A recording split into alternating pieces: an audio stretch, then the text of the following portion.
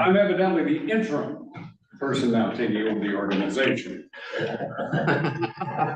I'd like to thank you all for coming today. We do have a majority, so that's a plus. It would be good to introduce all the people that are here. I see at least a few normal ones and a few people who we don't know yet. Would you like to start? Sure. Evan Schweitz, alternate voting member for Metro Transit. Rachel Getch, Transportation Planner Mappa. Jim Warner, Transportation Planner Mappa. Michael Blank, Transportation Planner Mappa. Owen Stuckey, GIS Analyst at Mappa. Austin Rouser, City of Omaha. Derek Miller, City of Omaha. Eric Williams, NRD. Or Cincy, Nebraska DOT, District 2. Pat Dallas, the list of Public Works. Alex Evans, City Pavilion. Greg Walker, MDOT, Strategic Planning. Dan Owens, Omaha Airport Authority. Carlos Morales, Mappa. Dan Q, like Douglas County. Terry Rush, EA Consulting. Mark Hughes, Sherman Associates. Alex, HDR. Kim Adams, WSP. Lindsay Butler, Mappa. Thank you. And Denny Wilson will start the county. Online. Do you wanna do the people you see online? Yes.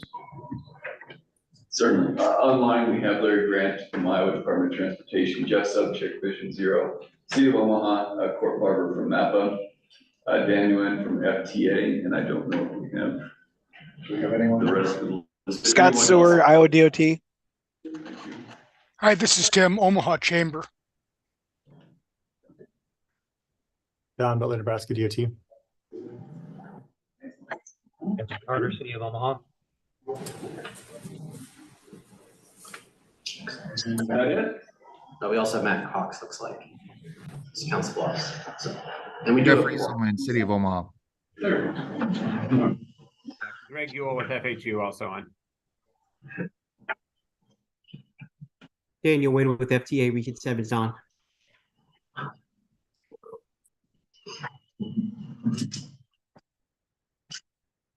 Okay. If there are no further individuals from there, we will be looking at the minutes from our last meeting. And if you have any questions on those minutes to make or corrections.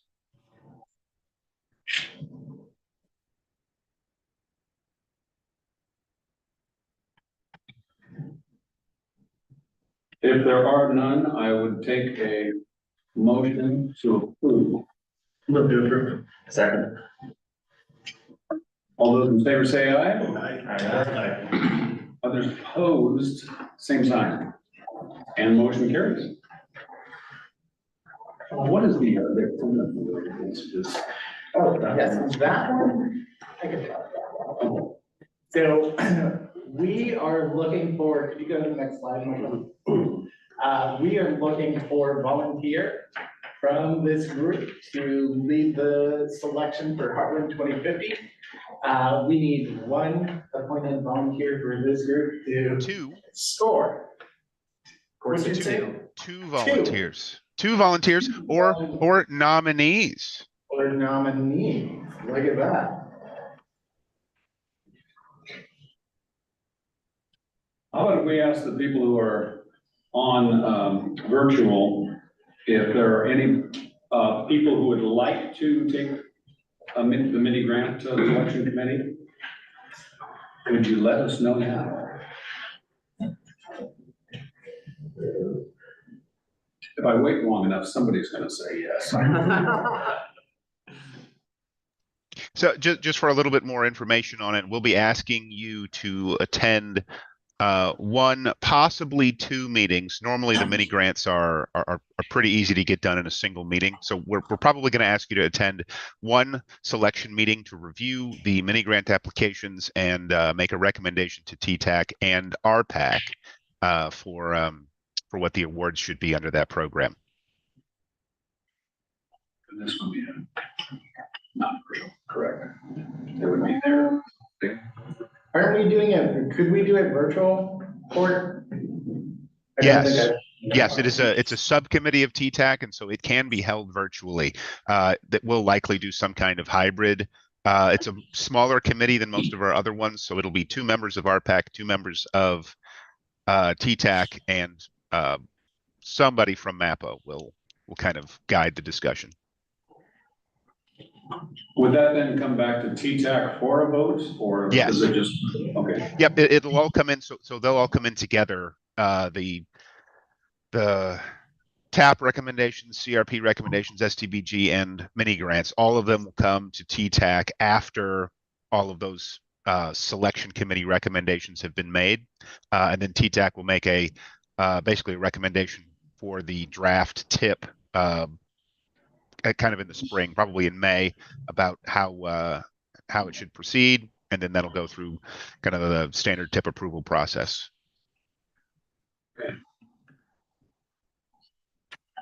Anyone from the group comfortable with accepting it? Can I ask who did it last year or previous year? Good question. I have a record of it, but I don't remember who it was. I can't remember off the top of my head who did it last year. Actually, we didn't have one last year, so no one was on it last year. The year before that, I don't recall. I think I'd be willing to participate in that. Kevin Carter, sorry. I can volunteer as well. Sounds. Okay, Beth. Pat and Kevin. Excellent. Thank you both very much. Who's going to be here? Court, would you be heading that and contacting the individuals? There's a good chance it'll be me, but it could end up being somebody else. Could be Michael Blank. We haven't really decided yet how that's gonna. I like that. Somebody from MAPA will be reaching out shortly. We've already scheduled the TAPC and PROSCOM meetings. We just needed to put these committees together in order to get that scheduled. So. Well, thank you both for volunteering on that. Real quick, this says action items. Do you need a motion in a second? Yes. So basically, we have 2 volunteers. They can do a motion. Somebody else can move. But yeah, I do need TTAC as a whole to take action on this and say, yes, it's those 2 people that we're sending to the committee. This is Scott. I'll make the motion to approve. Scott, we can't. I can't allow you to make movements virtually. Oh, okay, no problem. That's all right, but thank you for your initiative. Motion for Kevin Carter and Pat Dowse to be the appointed representatives on the 2050 Mini Grant Selection Committee. Thank you. Second. Kevin. All right. And to ensure that we're doing this correctly, obviously I didn't even see there was action items. All those in favor say aye. Those opposed, same sign. And motion carries. For our first discussion item, we've got a call for projects. I believe, Court, you are on this. Yeah. So I don't really have a formal presentation for this. We have gone over it a couple, 2-3 times at previous TTAC meetings. I just wanted to open up the floor in case anybody had any questions they wanted to throw at me right now.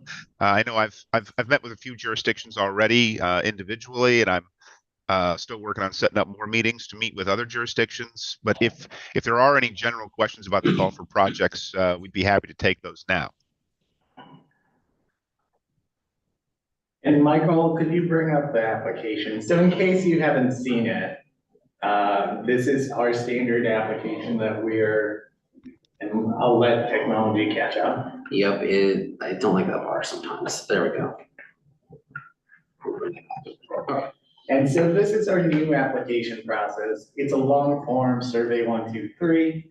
Thank you for Owen and our GIS team and data team putting it together.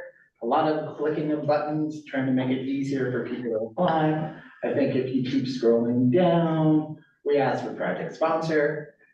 This is sort of new, a UEI, so most federal applications actually require this, and so we too shall require this. So if you don't have a UEI and you don't know anything about it, we actually included a link on how you can receive your UEI, but your grants people should be able to provide that for you. You're also allowed to bring in and post your resolutions or whatever formal process you have, showing that this project is approved by your governing bodies. So this is a little bit new and nuanced. We're just trying to get additional assurances that this project isn't on the fly, it's been vetted, it's been thought through, so that we have smoother transitions. A lot of these are just explanation questions, tying back to LRTP, demand, what the project is, et cetera, et cetera. So, you know, if you have any questions, any comments, I think, one of the recommendations we've heard from other people, is that because it is online, we recommend you do it in one sitting. We would prefer if you could do it in one sitting. If you cannot, we recommend that you open a second Word document, notes document, whatever, type out what you need, and then just copy and paste and try to get it all done. It should save your progress, but we just want to avoid any glitches and last minute errors. So if you have additional questions, comments, we're giving you free time to ask some of the experts that actually wrote this application. Options there. And so, okay, I'm good. So this is the SCDG. The TAP and CRP are one single application. Again, TAP is Transportation Alternative Set Aside, and CRP is Carbon Reduction Program. If you have questions, comments, are unsure about your project, want additional guidance, let us know. We're happy to meet with you. We're here till the end of the day. So, thank you. Any other questions? Put it out there. Are there any questions of the people in either virtual or here? Okay, well, as Carlos said, when you have the opportunity to come back and look up, see what the problem may be, or what the questions may be. The draft traffic report would be next with Owen Stuckey. My name is Owen Stuckey. I am a GIS analyst with MAPPA, and the purpose of my brief presentation is just to notify everyone here at TTAC of some preliminary traffic report results that we have got.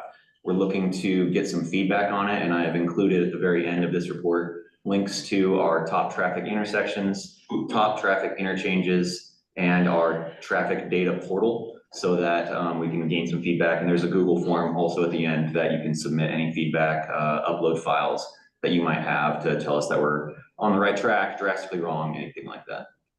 Good. So just a recap on what the traffic report is. Every 2 years, MAPPA aggregates all the traffic counts from the region from everyone who's collecting that traffic data. And then we adjust it into a regional data set so that we can create this TMA map that has all of the volumes along each of the corridors.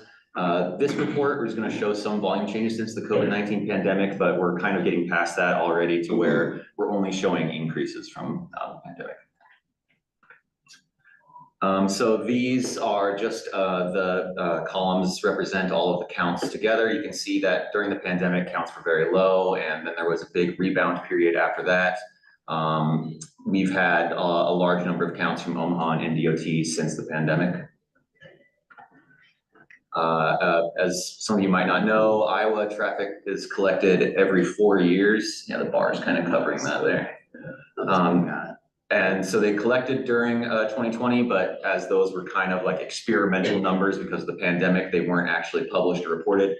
The next time that we will get their actual regional data set will be 2024, but they do still collect counts on a yearly basis that we will be able to display in the traffic data portal. So here is a map and the list showing the top interchanges. There hasn't been too many shakeups in this list over the past few years. I-680 and I-80 overtook I-480 and Kennedy and I-80 in this next report. As far as intersections, 98th and West Dodge is still the most busy intersection throughout. There were a few changes in this. I believe that the most noticeable one for me was 132nd and West Center, which wasn't in the last report at all. So these are the patterns. You can tell that it's been a pretty large increase from 2020, but this might kind of be skewed just because of how low the traffic was during the pandemic. So from 2020 to 2022, it grew 13%, whereas in the last report from 2018 to 2020, it was negative 8%. So it may seem like it's a large growth, but in fact, it's just because of the outsized impact of the pandemic. All of this information will be available in these slides afterwards, as you can see, but the most pronounced were upon that I-80 corridor leaving southwestern Sarpy County, but then also there in northwestern Omaha. So here are some of the patterns based on FFC, Federal Functional Classification. You can see that they largely hold steady from the 2021 numbers. There was a reduction along major collectors, but there wasn't much of an increase, if at all, in most of these numbers. This again shows the percent change in VMT just within the regions. Potawatomi County just includes the MPO region there in southwestern Potawatomi, but all of Sarpy and the outer Douglas grew larger than the other two regions.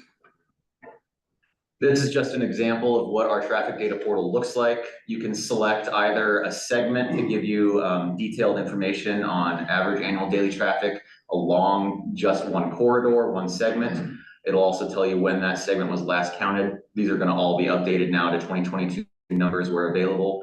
That does show 2020 AADT. That's actually been updated to 2022. So you can see both the rank, the AADT along each one of the legs, as well as how it compares over the last 5 years.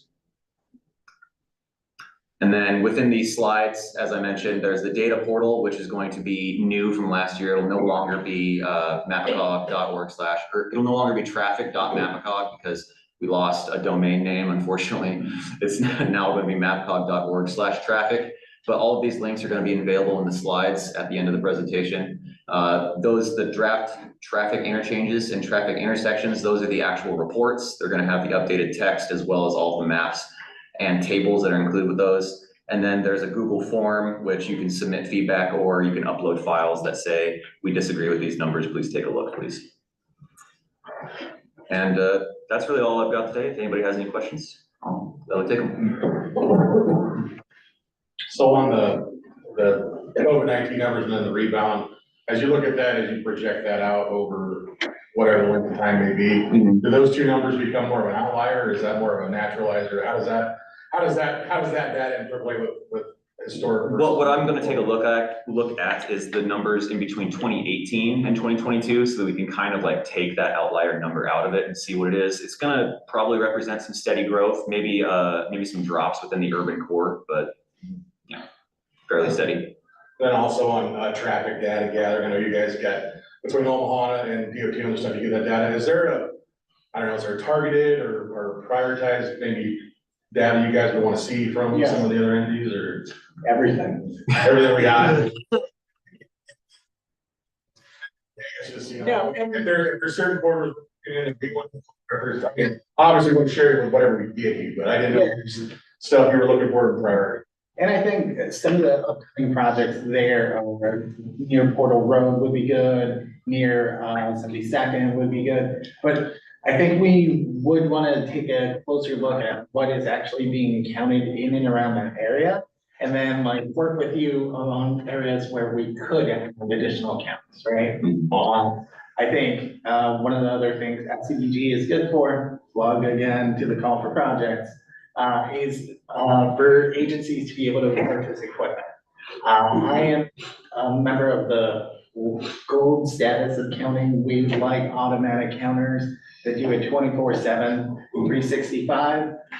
So if we could get something along those lines that both helps your signal and signal optimization projects, and also get counts, we would really love to look at projects like that. So whether it's video detection, whether it's a different kind of sensor that you think that would be good, talk to us, we're happy to help. Let's figure out where we could get additional data. That goes for Sarpy County as well. Thanks for the question. Thanks, good. Just as a side note, we have seen a tremendous increase in accidents, particularly rear end accidents.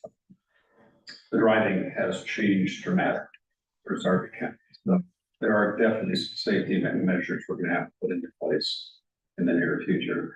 And that's not to mention some of the gravel road, the gravel road areas where we're not only doing developments there, but putting in the sewer, which is gonna open up, I think they said 32,000 acres of land, which that's certainly be a fairly significant increase. That's why I want to get out of here.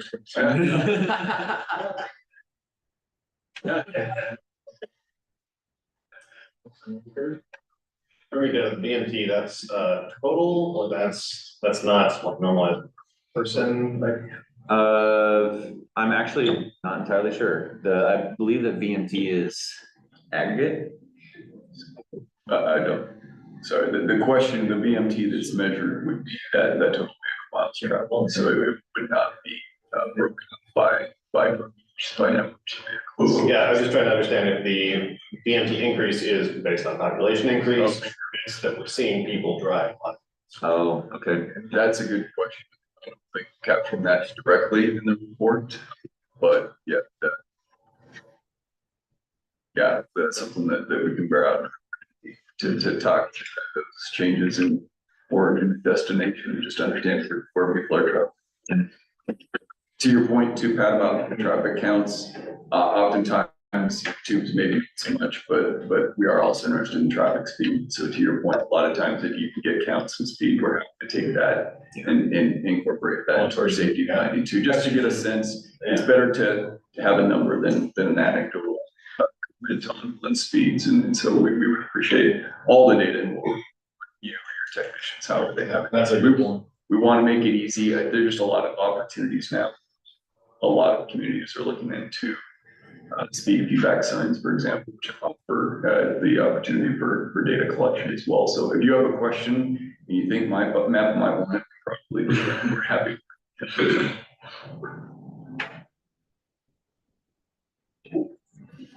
Any comments on that subject? If not, we're going to introduce Larry Grant to talk about the Iowa Vulnerable Road User Safety and Assessment Update. Good morning.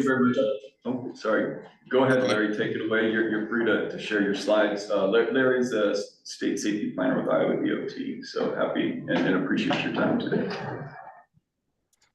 Okay. Can you see my screen? Is that a yes? Yep. Okay, great.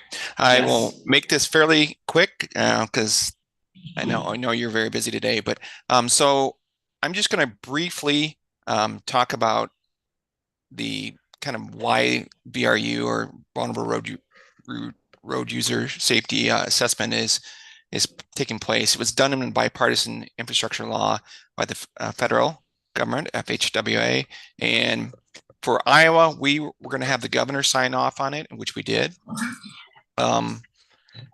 Really, what does it do? So the goal of it really is to identify the high-risk areas for bicycles and pedestrian crashes within our roadways, provide the insight on necessary infrastructure improvements, and really, on a federal level, they're striving for the 0 fatalities nationwide roads. Obviously, in Iowa, we are striving for that same. I will say, when I talk about fatalities and serious injuries, they all are very, very important.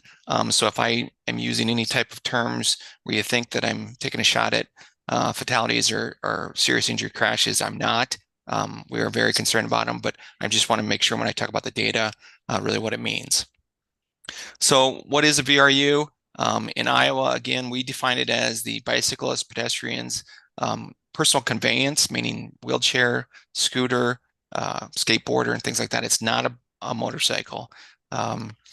Really, when we look at breaking down with bicycles, with electric bicycles now, we had to define it more. So for bicycles, it's anything that does not exceed 20 miles an hour. When you get into the mopeds or the scooters, they cannot exceed 39 miles an hour, or otherwise they are considered a motorcycle. in Iowa, when we looked at the emphasis areas, which are there's 18 there on the left, really when it comes down to the bicycles and pedestrians, they are for serious injuries and fatalities in Iowa, they are the lower somewhat tier of our emphasis areas. And I'm going to dive into that just a little bit deeper here. So when we look at fatalities and serious injuries over the last 7 years, and I'll just focus in on 2022, we had 123 crashes that were either with 19 of them being fatality. When you break down the 7-year trend, 30% of our vulnerable road user fatalities and serious injuries are bicycles, but the majority of it is coming in as a pedestrian. And again, for Iowa, I really want to stress that when we talk about pedestrians, most people immediately think, just like that little icon shows, somebody walking across a crosswalk. Yes, we do have crosswalk serious injury crashes and fatalities, but in Iowa, a lot of our pedestrian crashes, serious injury crashes and fatalities come from whether it's road workers, because anytime there's a road working personnel on the side of the road, they're considered a pedestrian when they're outside of a vehicle, and that would also include tow services. So last month we had a tow driver killed in Iowa, struck by an impaired semi-driver. So he was outside of his wrecker, so that was considered a pedestrian. Similar, we had a motorist breakdown on a diagonal road 330 going from Des Moines to Marshalltown, and good citizens stopped to help them. As they were pushing the vehicle off, they were all struck by another vehicle, and two of the folks that stopped to help were killed. So those were considered to be pedestrians. So I just want to touch on that because it's a little sometimes confusing when people say, how can you have that many pedestrians walking across the street struck and are killed or serious injury? And it's combines that, but it really does, it tends to lean towards that we have more people that break down alongside the road and step out of their vehicle, which we just had 3 of them in the last 2 weeks, step back into traffic and were killed. And on the other hand, bicyclists, we do have a little thing called RAGBRAI in Iowa, so we have a few bicyclists travel across the state, but actually that event is safer than just a single bicyclist riding down the road. So with that, we just had another bicyclist that was struck and killed last week, but our numbers for bicyclists and pedestrians are up just a high.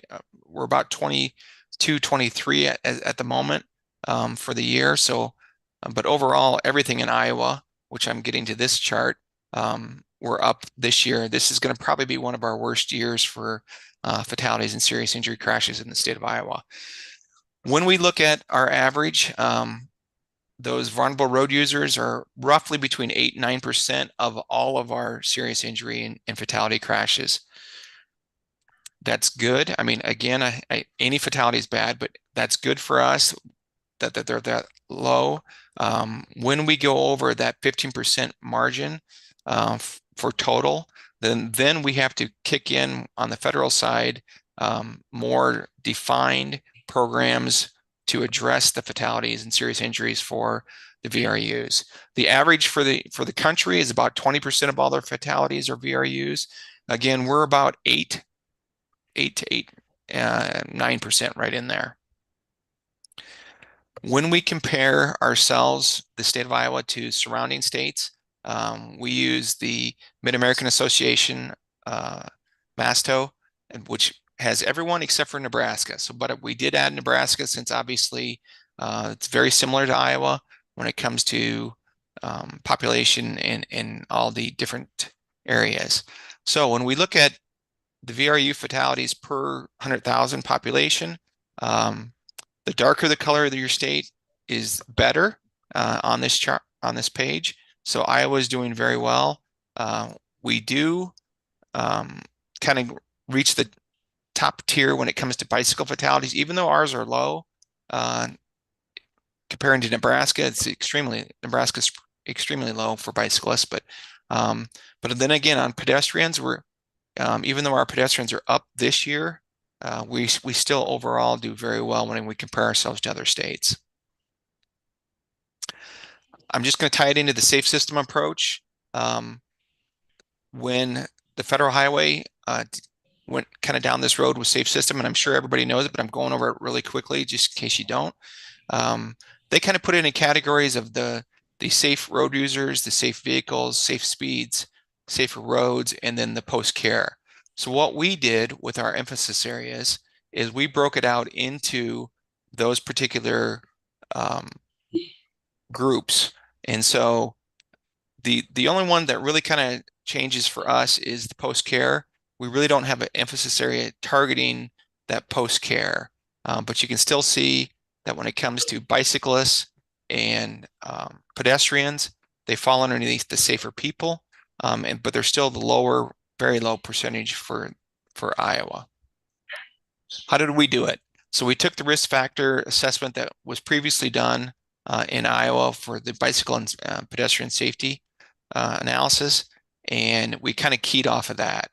We used 7 years of data because in 2016, Iowa changed their crash reporting form so that we've got much cleaner data. So we didn't want to go past that where the data was a little bit harder to capture. It does add equity to the data analysis. Again, the goal is to identify those strategies to address the safety risk. So we took a very high level of recommendations and selected locations, and this is where it'll tie into your folks' area. We took the 25 highest areas that are on Iowa DOT road systems, and that's where the Council Bluffs area kind of falls into about 3 different locations that we're going to focus in on and try to work with you folks and try to come up with better solutions for those particular areas. Again, different things that we can do is changing the 4 to 3 lane conversions, the separating the users from the actual motoring public is also a key component. When I talked about those 25 highest risk locations, again, you're going to see for Pottawatomie County on the western side of the state, they're number 2 for pedestrian and number 3 for bike that we as the Iowa DOT are going to focus in on. If you go to our website, which I'll show at the end, and you look at all the data, the weighted data, there's a lot more throughout the state. So I'm not just focusing in on Pottawatomie County, but for the Iowa DOT, we're going to focus in on these 25 different either intersections or segments throughout the state, whether it's for bicycles or pedestrians for the vulnerable road users. So this is kind of a snapshot. This is going to be the main focus for the Iowa DOT, but we also are going to be open for all the other data sets that we have throughout the state. If municipality or county or MPO, RPA would like us to partner with them, we absolutely will look into that. And when it comes to tying all this in, we talk about funding. So for Iowa, we're going to really focus in on the HSIP local and the TSIP, so that those 2 different funding sources will put money towards the vulnerable road users. Like that link I have in the bottom there, it really dives into more of on the federal standpoint of what else is available when you're looking at Safe Streets for All, or any of those other funding sources. I won't go through all those right now, but okay, so I went through this very quickly because I know your time is important to you. If you have any questions, I can talk about it, but I will show you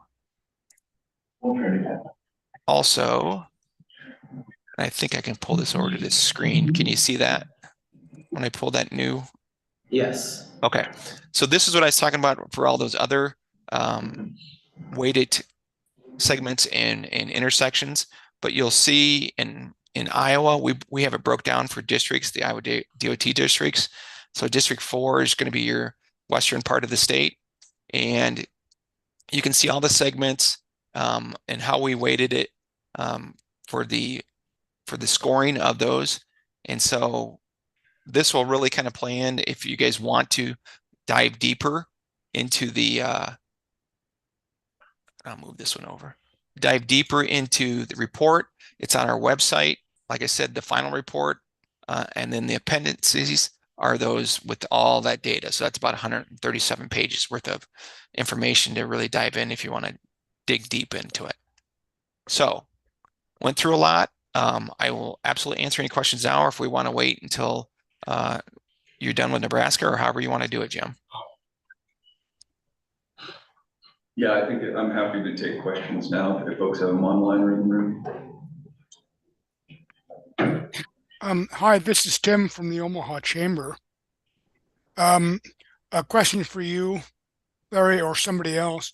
Is there cooperation between Omaha and Council Bluffs or Iowa on all that you've discussed? Especially to like bicycles and, pedestrian, etc. I'm going to let Jim take that because you're dealing with both. So we'll be talking a little bit later about MAPA's Safe Streets and Roads for All planning activity, but I think that gets exactly at the question that you have. We'll show the geography is a little bit different. Some of the projects that Larry highlighted are outside of the city of Council Bluffs, but they'll still involve the city with kind of ownership of the signals on those highways. But yeah, I think I'll get to your question, and that's absolutely a priority for MAPA. We'll be doing that over the next about 2 years here, coming up with a comprehensive safety action plan for our region. For the county, the rest of Potawatomi County, they have a similar grant, and they're going to be coming up with a local road safety plan for the roads outside of incorporated areas, and we'll be making sure our plan ties in with that. So the goal would be, regardless of where you sit in those jurisdictions, we're helping come up with a plan so jurisdictions can find funding and good projects to improve safety on the roads. Okay, thank you very much. You're welcome.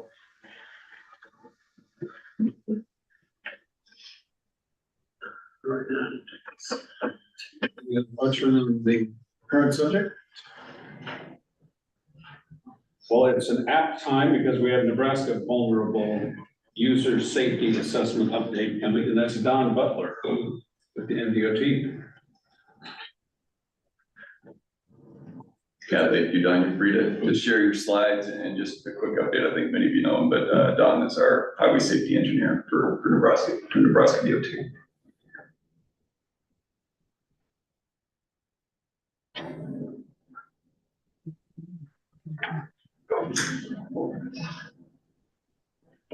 How does it look? We're seeing the presenter screen right now, Don. Wow. How about now? Yep, that looks good. Excellent. Thank you for the chance to talk with you about this important topic. Safety is very top of mind in Nebraska, and particularly our most vulnerable road users. I appreciate Larry going through and covering a lot of the base information. So I'm going to kind of skip through some of these slides in the interest of time. We're both required to accomplish the same task of this assessment, and kind of came out different ways. In general, Nebraska, our strategic highway safety plan is about policy and kind of a guide. It doesn't go to individual locations. That is the way our plan and our assessment as part of that plan is very similar. So you're going to see areas or opportunities or strategies without individual locations necessarily. And then we do the specific assessment at those and apply those tools as best we can. So that covers the strategic highway safety plan. The idea is getting reduction of those fatalities and serious injuries. Nebraska previously had added a critical emphasis area for targeting the reduction in these crashes before, because 8% of our fatality serious injuries are non-motorists, and that was highlighted in Larry's slide. But the overall target is 0. We want to get to 0 fatalities. That's the only acceptable number of fatalities on our roadways. And it's a shared responsibility. It takes all of us. It takes the road users and us as the road stewards working, doing better, making better decisions, being more proactive to achieve that goal. And we can do it working together. Nebraska, Iowa, Napa, everybody working together. So here's some trends. This is the data that we saw. We know nationally that 76% of pedestrian fatalities occur at night. And so this is important for us to consider. How are we properly lighting crosswalks and areas so that bicyclists can get to their destination safely. We also know that minorities are disproportionately affected, specifically Native American and African Americans. And that's important to consider as we're targeting these safety improvements in an equitable way. We kind of, this is all the data that we looked at, and we grew it into 2 new areas that we had never looked at before. And this is a great opportunity for us to look at land use data and social vulnerability data, some demographic data. I'll get more into that later on. So social vulnerability, we worked with data from the CDC that uses census data and creates an index of social vulnerability. The idea is that it's actually used for hurricane evacuations in the Southeast, so that these are people that if a major disaster occurs, they don't have the means to move. And so they know that they need to provide additional resources in these areas to get people transported out in these kind of situations. Well, that also makes sense in their day-to-day needs to getting around economically, to get to their jobs, to get to school. They need that same support. And so that's what this is showing. The vertical bars are the number of crashes. And then to the right, those are locations that are more economically challenged. They're less likely to have a vehicle. They're more likely to be a higher percentage of minority. And that's what we're seeing. And so those are places we need to go proactively. We know these are places we need to be improving. And so we don't have to wait for crashes to occur. We can just proactively go to these census tracts and implement these features. Other things we looked at, this is the range of crashes that are occurring on different facility types. The important ones are the kind of yellow ones there, the vulnerable road users and severe vulnerable road users crashes. Our arterials, the hearts of our cities are where we're seeing these issues. I don't think that's a shock. The big difference is that, look at the interstate, they don't have the VRU crashes. That makes sense. The freeways don't have them. Really, you're seeing a lot more on those arterials, and that's where we need to focus. The news source we looked at is land use. This is a little complicated. The blue line is the total crashes. And so we're seeing more crashes near transit stops. It's a focus area that we need to be thinking about, as well as around parks and places of worship. We're seeing those as having kind of high amounts. But also, sorry, get a phone call. Also, we looked at just density, because if there's a lot of transit stops, you're going to have a lot of crashes just because of the volume. And so we also looked at density, and that's what those vertical bars are showing. We also saw that there's a significant density of pedestrian and bicycle crashes around social service areas and post-secondary schools. So those are things that we need to be thinking about as we look at implementing in these vulnerable areas and around these facility types that are generating these trips, right? We reached out to the public. We had a survey, 563 responses. That was great. This is the first time that we had a public survey for our strategic highway safety plan. And I'm really proud that we did this and got excellent feedback. The big information we got back is we have a lack of or disconnected sidewalk or trail system. And so there's some great places that are great and other places that need improvement. People need it from end to end. Getting part of it isn't enough, right? We know that from our vehicle transportation network. And then as well as poor driving behavior, speeding, blocking ramps, sidewalks, failing to yield to pedestrians. These are known issues that we got to work on as well. A big part of the response was in your area, right? As you can see highlighted up in the top right, we got a heck of a lot of responses from Omaha, a lot of interest in improving safety for these vulnerable road users. One of the things that we asked them is where are you going when you travel in this mode? So very high recreation. This is excellent, great for health. I'd like to highlight the yellow and the orange one is that people are going using it for shopping, and the traveling is mode for jobs. These are the economically vital parts of our communities. This is an important mode to be supporting. So here's the results. This is a little more technical, but the general concept we found is that in those urban areas, often in these multi-lane facilities, those are seeing the highest percentage of crashes, and that's where we're going to target first. Those particular categories, we're going to start first, as well as looking at transit stops, parks, those kind of higher than the other ones that we saw were higher, and then specifically looking at those higher socially vulnerable areas. So targeting that top 20th percentile in that index. Those are our best places to be looking at improving safety. So that's what we're going to target first. As I said, we've already got some strategies in our strategic highway safety plan. We had about 6 of them. They're going to be, focused on these locations. And then we grew that list. We heard a lot from the public, and we grew that. So leading pedestrian interval, updating our pedestrian lighting standard to reduce what we know is 76% of the risk that we're seeing, connecting those gaps in the sidewalk, education, and then some other things that we can look at. So a whole list of things that we've added to our strategic highway safety plan. Some of these were directly from the survey, some from our workshop that we had with the public. So really great feedback, all integrated together. How do we accomplish these? So we talked about Safe Streets and Roads for All, working on a comprehensive safety plan. Once that's implemented, you can apply for demonstration or actual construction grants. So that's excellent. As well as our HSIP program, applying for that. We currently have a benefit cost driven process. I'm working with our local assistance division to try to find a way to emulate the success we've had with the TAP program, and seeing if we can make a similar process that makes it easily accessible for locals to engage with this funding. TAP that is known, while it's for a defined different purpose, it can be used for great safety benefits as well. Same thing for the trails program and the Safe Routes into School infrastructure project. So those can all overlap and make multiple improvements that can help out with safety and reducing these crashes.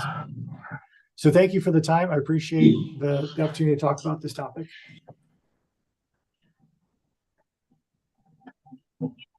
Any comments on the subject for Nebraska? Yeah. On the education piece, a couple slides ago, was the bicycle pedestrian safety education at schools. Is that a program to educate people who are walking and riding, or is that a program to educate people who will be driving cars about people who are walking and riding? So both, really. I think the second part of the driver education is more that next bulletin. We heard that there's a definite need for better driver education. Teens, that's a significant need. But the other one is really helping the youngest of us learn how to navigate with the bicycle network, especially with some of the new facilities we have, how to use these separated bike lanes and things like that, as well as understanding some of the new features we're putting out there, like rectangular rapid flashing beacons, how to interact with those as a pedestrian. So that this is something we'd heard from the community that has worked well in other states that we think is a great idea. That's a little bit outside of what we've looked at before. We've thought a lot about the equipment and the construction, and really grow some of those opportunities. Yeah, great. Thanks very much for the clarification there.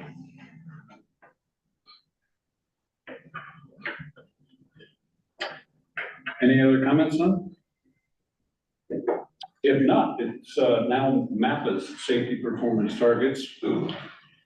And we hope you're getting the hint, as subtle as it is, that some of the big priorities, whether you're in Iowa, Nebraska, City of Omaha, or the MAPPA region, safety is our #1 concern that we're tending to focus on.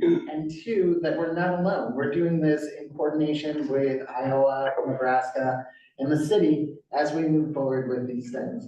Jim's going to present on some updates on Safe Streets for All and safety targets. Thank you, Carlos. Yeah, for those that have been around, you're probably familiar with our annual process.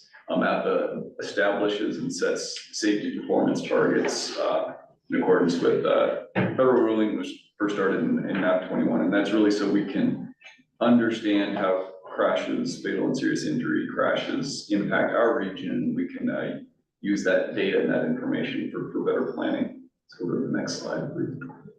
So real quick overview, these targets are set for numbers of fatalities, fatality rate, serious injury numbers, and corresponding rate, and then non-motorist fatal and serious injuries, the 5-year rolling averages. And as Owen kind of talked to earlier, we do take into account the volumes of traffic that we see in our region. So we have historically set target setting, which by probably the simplest method, we put a linear fit line through those targets and make some smaller adjustments. This will be our second year. We'll be setting based upon policy, using our target of initial target here of 0 fatalities and serious injuries by 2040. The crash data we'll be utilizing is from 2018 to 2022. So again, quickly, we'll take the crash data from Iowa and Nebraska Departments of Transportation and look at our progress over time. We're going to bring that first to the MAPA Safety Committee. They'll be meeting on the 10th of January in the Carter Lake Community Center. We'll provide additional information once we verify that time. Several of you, many of you in the TTAC are members of that committee, but this is really where we bring in other experts within our region that can help us address those other non-roadway, non-infrastructure related items that deal with fatal and serious injury crashes, and to really kind of take a holistic approach to traffic safety in our region. They'll be bringing that back. We'll be bringing that back after that review to TTAC next month, and then ultimately for by the board. These targets we do send to NDOT and Iowa Department of Transportation, their corresponding federal highway teams. They're for our use only. They don't involve any sort of penalties, but we do find it useful for planning in particular. We're excited to have that construct available for the consultant teams that are going to help us with our safe streets and roads for all planning. So shifting a little bit here to really high level again for this group, with our Safe Streets and Roads for All. At the end of the day, we're going to develop a comprehensive safety action plan. The regions that I hinted at earlier are kind of shown on the map on the right. All of Douglas and Sarpy County, and then the incorporated areas within our TMA in Iowa. And we're doing just as Larry identified. Once we find these areas, either through a crash history or systemic safety analysis that we feel are good project locations, we're gonna, the team's gonna help us come up with groups of projects, bundle them up, and really focusing on those regional items that we can achieve with low cost and high impact, and look for support to individual jurisdictions for funding anything from Safe Streets and Roads for All, raise grants, other discretionary funding, or state provided safety funds. So that's our focus. We'll come up with a plan, and really, once we have that plan, the work isn't done. That's when we're just getting started. So we're excited to be able to bring that to the region. So this is how we're going to do it. Many of you that have been involved with Heartland 2050 studies will realize as we kick off a project, the project team will be MAPA staff and the consultants. We're working closely with City of Omaha, recognizing the tie-in that we need to make with their Vision Zero action plan. And you would typically see a technical advisory committee that will be all of you here. So the TTAC is going to be involved, and we're going to ask more of you. We'll look to do it, with respect for your time, but we want you directly involved in our planning. And then the MAPA Safety Committee, as it exists now, we've asked the consultants to make recommendations and to really grow that body to make sure that we have the right experts from our health communities, our advocacy groups that deal with providing services to communities. And we have a really strong group of individuals, nonprofits, and other advocacy groups that want to participate as well. So you'll see that change over time, and they'll participate kind of in that traditional community and stakeholder advisory group role. I'm sorry, really quickly, we're breaking out with data support and outreach and comprehensive safety action plan. We realize having a firm grounding in data is important. So these teams are going to help us really bring together Iowa and Nebraska data, make it seamless for us to utilize and to provide to jurisdictions, but also more importantly, to present to the public so we can show our progress. Transparency and reporting is key to this kind of plan. And then outreach, Also very important in development of a comprehensive safety action plan will be another team, but they'll work closely together, and we'll come up with an action plan at the end of the day that we can continue, the MAPA can continue, but once the team is done with their work. Go ahead. And finally, this is high level where we're at. We have gone through interview and selection. We're in the negotiation phase and look to kick off the project in the middle of March. A little under 14 to 15 months heading for what we anticipate to be the next open window in 2025 for Safe Streets and Roads for All funding with an action plan complete in April. So there's probably going to be some work up ahead of that, in particular if you want projects for that funding period, and we'll have the team help you with that, as well as MAPA support. And then we've just got some obligatory grant support and closeout and some reporting that we have to provide the US DOT. Go to the next slide. So I think that's it. Are there any questions on that? Was again really high level. The safety committee presentation, as many of them have not seen, but you've seen, we'll kind of go into the details and nuts and bolts of what is a comprehensive safety action plan and those things that we look to achieve. I think you have the hardest job. Yeah. Trying to sift through all of it. Yeah. Any comments? If not, we do have our member agency updates for this month. And Dan, you want to talk about the airfield? I will. Apologize for not being here more often. I do have some weekly meetings out at the airport that restrict my ability to come to these. Lots going on at Epley Airfield, 3 major projects that I'll talk about. First one is the drop-off and pickup area in between the terminal and our south garage. Project's been underway since June of this year. The project is to widen that area to add some extra lanes in between, 1 extra lane in between the garage and the terminal building, and build a canopy that covers the entire area. So it'll be protected from weather. We're at about 10 or 15% complete right now. All the drop-off pickup traffic from personal vehicles has been moved to the first level of the garage so that we can work on the, we have infrastructure work, foundations for that canopy, plus we haven't done anything out there in 40 years, so we're putting in all new storm sewer and water, all new utilities are going in as well. So that work is underway. Appreciate the help from all the community when we did our move back in October. It's gone well so far, moving everyone into the garage. The second project is the first portion of our terminal expansion. It's a central utility plant that's under contract right now. It's about a $90 million project to put a new central utility plant on the air side just to the east of the terminal. And that work is just broke ground here in the last 2 weeks. And it'll last about a year, maybe 16 months. As that finishes up, that'll enable us to blow out the middle part of the terminal where our existing utility plant is. And that's our full terminal expansion and modernization program. We are not under contract for that yet. Hopefully by January of this year, we will be. Will range probably $600–700 million to do, and it'll take 4 years to do that work. There'll be basically a whole central gallery that will be 3 to 4 stories tall. You've seen it at other airports. You walk in, you go through the security check and the security check lines, then we'll have a big food court on the other side of that with a window where you can look all the way over to the bluffs across the river. And then we'll be expanding the number of gates, modernizing everything, all new restrooms and things within there. The hold rooms will be larger. And the big thing is you'll have better choices for concessions on the secure side after you go through. Right now, I mean, we'll be the first to admit, we got 2 lousy snack bars that don't have kitchen facilities there. So everything's reheated and all. It's just not real good customer service. That will all be modernized with that central gallery.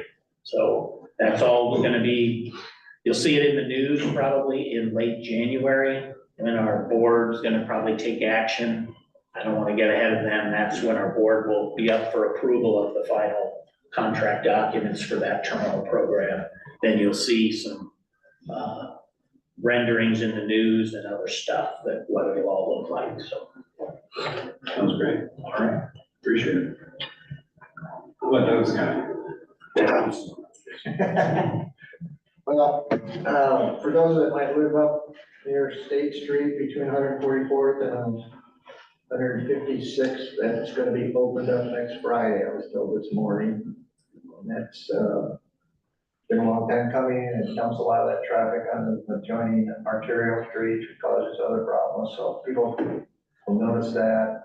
Farther west on State, 168th and State intersection, you know, it's been closed, that east leg this year for a big culvert pipe and surcharge that had to be done before we started the other three legs, and that'll be closed next year. And the intersection will be closed totally. So, yeah, we work with the surrounding neighborhoods, and there are detours, so to speak, through residential neighborhoods that we don't officially sponsor, they know about it.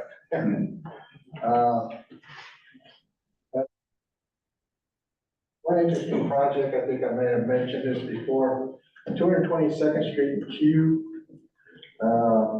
It's about, I don't know, half a mile gravel road, and that's developing out there. We're gonna pave that in 24, and we're gonna put in a roundabout on Q Street at that intersection. So the neighbors out there are excited about it and looking forward to it. So we'll see how that goes. And we have two other roundabouts planned on Q Street further west. I think they are, as time goes on, and money comes available, try to get those done too. So. How large is the project? How many? The 222nd is just a short stretch, about half a mile, and almost left to be paved to get to Q. Yeah, but there's subdivisions out there coming out. Trying to stay ahead of the curve. So, Todd is out of town, or he'd be here and probably talk much longer than I would, so. He's doing a good job, though. He's doing a great job. Dan, on your project on the Elkhorn River Bridge at U Street, the entity continue working with you to see the active transportation component included in the bridge structure. I think that's a federal aid project, and so I've talked to the engineer a couple times, so as a whole, but we've done a couple other federal aid projects that were including active transportation after it was completed. So if you can prioritize including it at the same time, we'd be glad to figure out what that might mean for yourself. Just plodding through the system as and kicking the can down the road, way too long. It's amazing. Tape you gotta go through still. They claim it's more efficient. I don't see it with the NEPA stuff. So, yeah, we're aware of the trail. It appears there's some piers that we're gonna get to go somehow. Glad to participate in that as well. Yeah.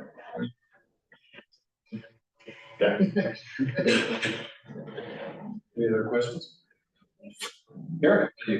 No update from the NRD compared to the past. Have you looked at the parking lot that we added, and are there cars actually parking there? It's like, it's just off of Ford Street, you have straight in. I have not personally, I get a stat and touch it. But every once in a while, drive through there, it's nobody's there yet. David's just sad about that. You're feeling it's in the past. Lights and snow. That's it. Oh, well. City of Vermont. Yeah, got a lot of things wrapping up for the winter. A lot of things wrapping up are good. One really good news project we have is 156th Street between Dodge and Pacific is going to be substantially complete a week from today, which is 6 months ahead of schedule. So that's pretty cool. That's fun to announce. 168th Street, we've got that first phase kind of done, ready for the switchover for the winter, to start building that northbound side, which is where we kept traffic this year. So we'll have to switch over next year. We'll come in and finish that project up. 42nd Street Bridge is open, came out really nice. 108th Street project is coming. It's winter shutdown right now. We will have a few more, one more phase to finish up in 2024. The Baby Bob is active. It was fun to have, we had a groundbreaking ceremony there on the project. it was interesting because we had rebar sticking up out of the ground and concrete trucks pouring in the background at the ground. So, it's great. It's a good project. Our traffic signal master plan, our RFP interviews are on the 19th. So that's coming along. What else? Our 72nd Street Bridge just bid. Hawkins won the bid on that. We're working through the contracting on that project, but it should begin here sometime late winter or spring 24. Our resurfacing package is pretty well wrapped up. We have some utility adjustments left to go, but all the asphalt's been put down for that project. Grover Street is a street preservation bond project that is wrapping up this winter. We've just got a few items left before that's fully open.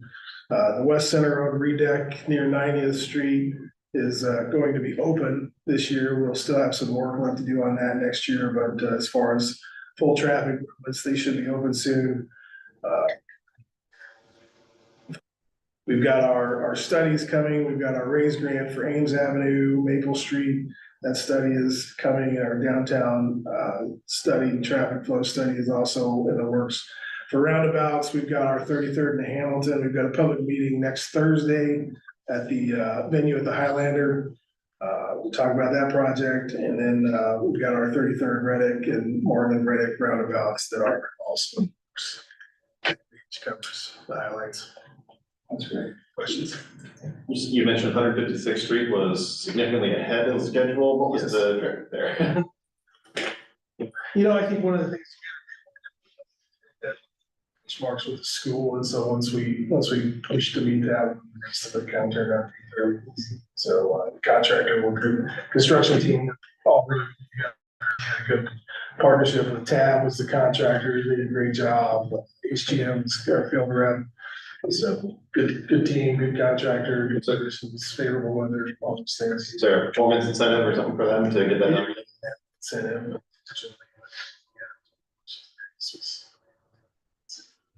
They're still finished early. Wow. Yep.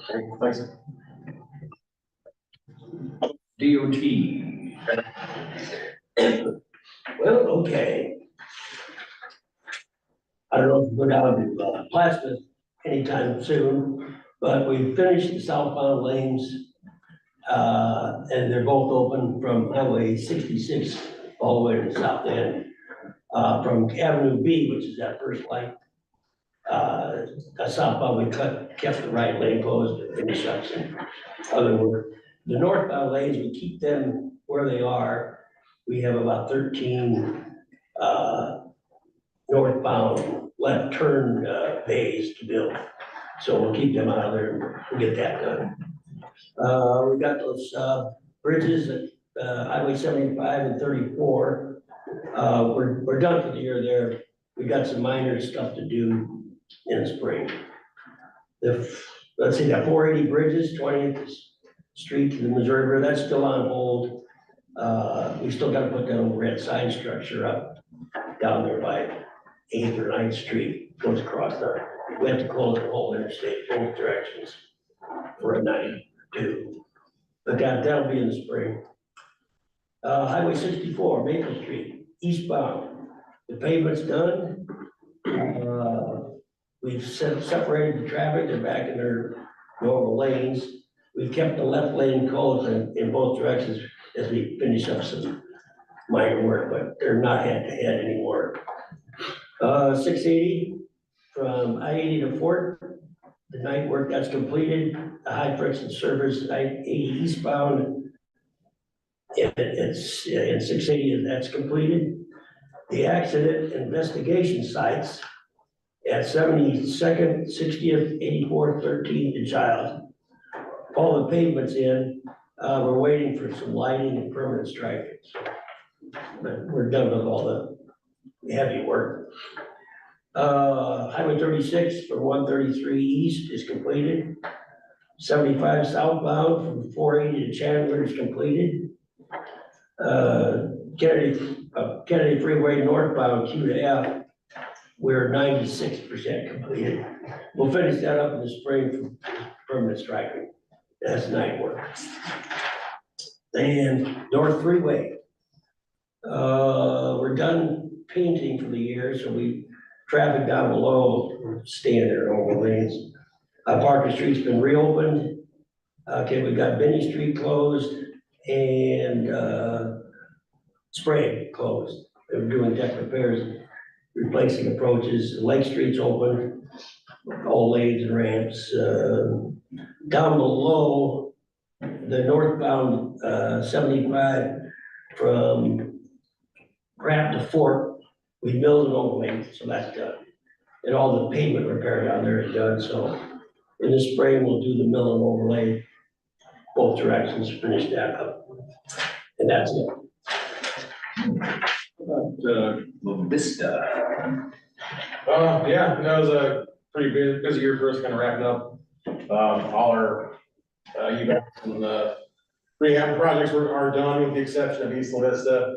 That whole neighborhood there, we're replacing sewer over top before we do some concrete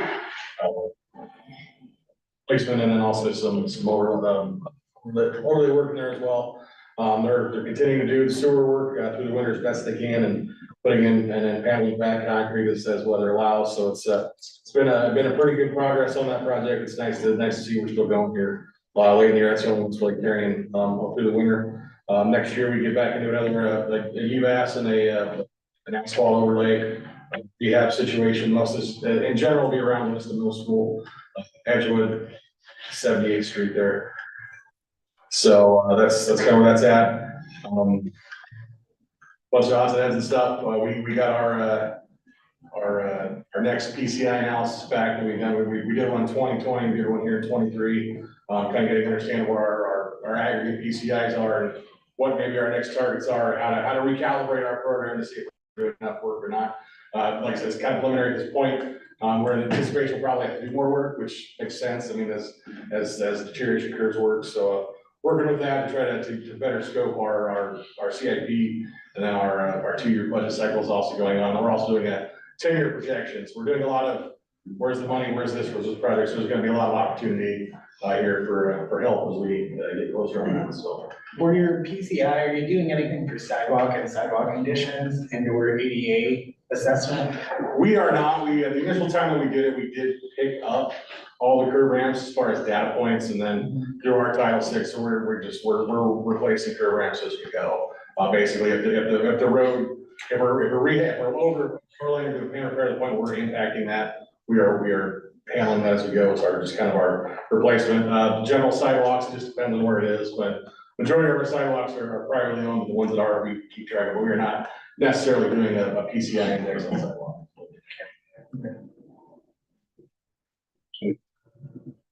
I'll go through Sarpy quickly. We got 66th Street south of 370. The plans are done. Still acquiring right of way on that. That's a pretty good run all the way from Cape Road to 370. We've got 2 developments, in fact, taking up half a mile square. So there with Platteview Road, we've got Highway 31. There's an intersection out there that's being worked on. We also have decided to go to a 3-lane road when we do finally get the leaves for Platteview Road. And the reasoning behind that is the population is going to grow slower in that area because there's quite a bit of forestry that we can't touch. There's also a number of houses in there that are large density. Those are the kind of things that we just don't have the money to pay with our pavement itself. Schramm Road going from 218th to 234th Street. That project, there was not a lot of traffic on it, but we decided, well, Gretna has any projects in Sarpy County for a long time. So we decided to do that one through there. A very tight area, but we did manage to fit in 3 lanes.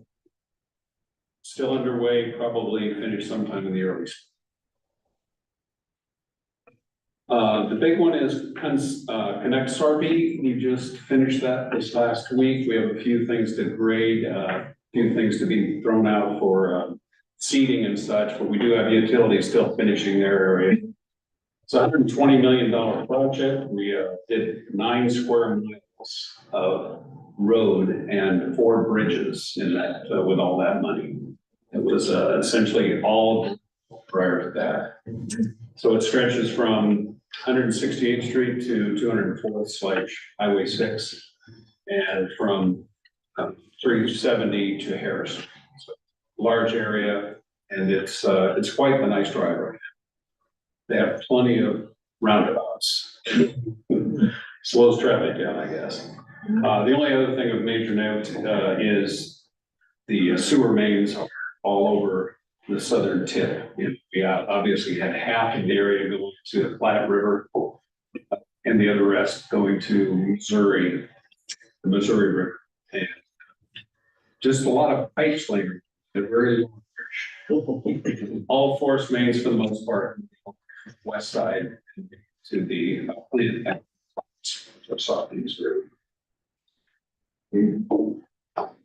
If you have any questions on that, let me know. Matt, you want to talk about some stuff? Yeah, under additional business, but before Austin takes off, I wanted to call him out to get his maps, his calendars. Since you're stepping out and you requested calendars, the calendars is the wonderful time of the year where we provide calendars. If you can microwave them, for all the jurisdictions over here. Yeah, so I was gonna talk about this, I guess, a bit later at the end, but now since, yeah, so essentially, process on the back, we have calendars, for, I guess, for most people, we were able to reach out to. The exceptions that are, I believe, were the consultants in the back, Papillion and OAA. I do have both consultants and Papillion. I do have your numbers for the calendars you received from the previous year. So if you want to get them now, we can definitely get them out to you. I could not find the numbers that the calendars received previously for OAA, but if you want to tell us how much you want, I can give you them. Also, the Vista already received theirs during our packs, you should already be good there. Calendars can be relatively heavy. You can't get a paper cut if you have a lot of them, so definitely be careful. But otherwise, yeah, they're in the back. And if you don't see yours there, just ask us and get them. So go to the next slide. A couple quick map notes under additional business. The community project funding, the one that avoids the dirty airports. Congressman Bacon's office is doing a pre-proposal briefing. They're gonna go through the process and talk about how they're going to process and qualify applications this year. They're being a little bit more transparent about it. If you want more information, the meeting's virtual online, December 10th, that's Monday.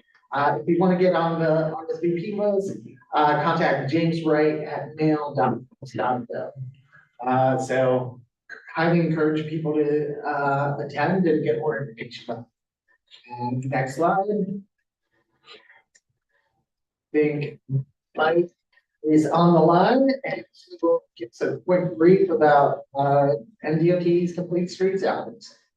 Hey, thanks, Carlos. Sorry I wasn't able to join you all in person today. I was actually participating in the Nebraska Highway Commission. So a lot of things on the agenda there that pertain to issues on the agenda today, and then just kind of map of priorities in general. But NDOT hosted a Complete Streets stakeholder meeting. For those of you who don't know, and Craig, I'll give the floor to him to maybe chat about this a little bit more as well. They're doing a research project to kind of evaluate existing NDOT policy as it pertains to complete streets and really the partnership between the state and local jurisdictions on implementing complete streets. A lot of work yet to be done. They've kind of done the kind of conditions analysis, some of the policy research, and I'll share that all with you here after the meeting today. But within that packet, there's a couple of workflows that the state has developed that talk a little bit about the partnership with local jurisdictions today on things like appurtenances, you know, the sidewalks, the parking areas, the things that local jurisdictions contribute to as part of NDOT projects today. And I think as all of you, you know, as sponsors of local projects, as participants in those kind of agreements and that requirement of local agencies to participate in NDOT projects, I think it'd be good for you all to have eyes on it, just to kind of affirm that work that's been done by NDOT. But then as NDOT gets into the policy recommendations that are going to be coming out of this whole research project, I think it'd be good to have a really good local support on that. So, you know, we'll send those out later today. I think maybe we'll include, you know, some feedback opportunities along the way there, and whether or not it's MAPPA providing specific feedback on behalf of our jurisdictions or local jurisdictions reaching out to NDOT on their own. We're open to both modes, but I do think that kind of the way that it's laid out, I want to make sure that we're sort of affirming that process and really having the right handle on what's going on locally. Because we do know it's a significant contribution, particularly, I know Austin just walked out. His experience within the city of Omaha on bridge projects, roadway projects, I know it's kind of central to a lot of that coordination with District 2. So that being said, more to come on that as we send those materials out today. But as a public works department, I would pay close attention to those flow charts and making sure that we have good feedback to give to NDOT. Craig, I don't know if you have any comments on that process as well, but I thought it was a great conversation and a good touch point on that process. Yeah, and like Mike said, we're willing to take any and all comments and questions about what we've kind of put together so far. The decision trees that Mike's talking about are basically like kind of a bubble diagram of if this, then this, then this, to determine whether or not sidewalks are put in with any individual project and what conditions might warrant that, or what conditions might be with that, whether it's cautionary or that kind of thing. So, yeah, we did that so far those decision trees have been made for crossings, sidewalks, and bikeways or bike paths. The bike paths is not very well completed, just because there aren't as many NDOT policies, so to speak. Those are where we're kind of sitting right now. The way we're looking at this potential thing is kind of is baby stepping into a complete street situation where we're quantifying what we're currently doing, how we can maybe pull some additional levers to make it a little bit better and go more. So. Sounds good. One thing, I think people received an email from Jim about MAPPA's regional rate study. Jim? Certainly, yeah, we're gonna submit a project in this current call for an STB funded study on regional freight. Both Nebraska and Iowa districts have updated their state freight plans and both just highlighted there's areas where we can learn more about our metro regions and really kind of focus on freight here. So that's what we look to do. We want your participation as much as you would like, anything from just participating on that technical advisory committee to actually looking for, if you want something looked at, if you want data collected or analyzed or whatever, please let us know soon, and that'll allow us to kind of get a sense for how much we need to ask for in this call and the coordination that we'll need to do. We would look to, of course, probably kick it off sometime in FY 2025. So if it's a big ask, we would also like to talk about the ability to provide local match for the portion of the study that contributes directly to your jurisdiction. The surveys there, either QR code, link, and again, as Carlos said, we have an email as well. Matt, did they open the Astro Theater yet? It is open, yes. Indoor amphitheater is open. There were 6 outdoor concerts, about 6,000 or 8,000 people. The indoor concert opened up this last December 1st. I think they had about 2,500 or 2,800 people in the first 2 shows. Yeah, if you go down 84th Street, you can see it off to the east side. In case you haven't been down through there, just Giles. But they've got a nice little city. Great restaurant in the city center in Manitou, just a little plug if you're hungry. Thank you all for the updates. So do I have a motion to adjourn? Motion to adjourn. Mr. I'll second that.